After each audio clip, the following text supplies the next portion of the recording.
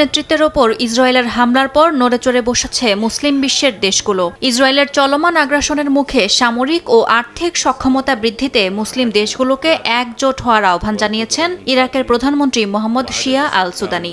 অনেকটা পশ্চিমা সামরিক জোট ন্যাটোর আদলে হবে এ জোটের কার্যক্রম। আল জাজিরাকে দেয়া সাক্ষাৎকারে ইরাকের প্রধানমন্ত্রী বলেন, মুসলিম দেশগুলোর উচিত যৌথ নিরাপত্তা বাহিনী গঠনে উদ্যোগ নেয়া। শুধু সামরিক নয়, রাজনৈতিক, নিরাপত্তা ও অর্থনৈতিক অংশীদারিত্ব গড়ারও ডাক দেন তিনি।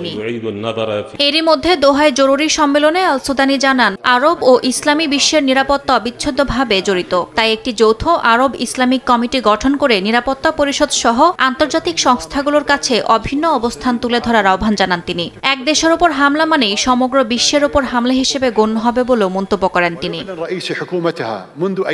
তুরস্কের গণমাধ্যম তুর্কি টুডের এক প্রতিবেদন অনুযায়ী মিশর, সৌদি আরব, তুরস্ক ও পাকিস্তান এই 4 দেশ এক হয়ে একটি নতুন জোট গঠনের প্রস্তুতি চলছে বলে সামাজিক যোগাযোগ মাধ্যমে জানান মিশরের এক সাংবাদিক আহমেদ মুসা। এতে দেশগুলোর মানব সম্পদ, অর্থনীতি, সামরিক ও পারমাণবিক শক্তি মিলিয়ে বিশাল এক মিত্র শক্তির উত্থান হতে পারে বলেও মন্তব্য করেন তিনি। মুসার মতে, আগ্রাসী ইসরায়েলের বিরুদ্ধে যৌথ রাজনৈতিক সামরিক ঐক্য ছাড়া আর কোনো উপায় নেই। তাই শুধু নিন্দা বা প্রতিবাদ নয়, দোহার সম্মেলনে কার্যকর সিদ্ধান্ত নেওয়া জরুরি বলেও জানান তিনি।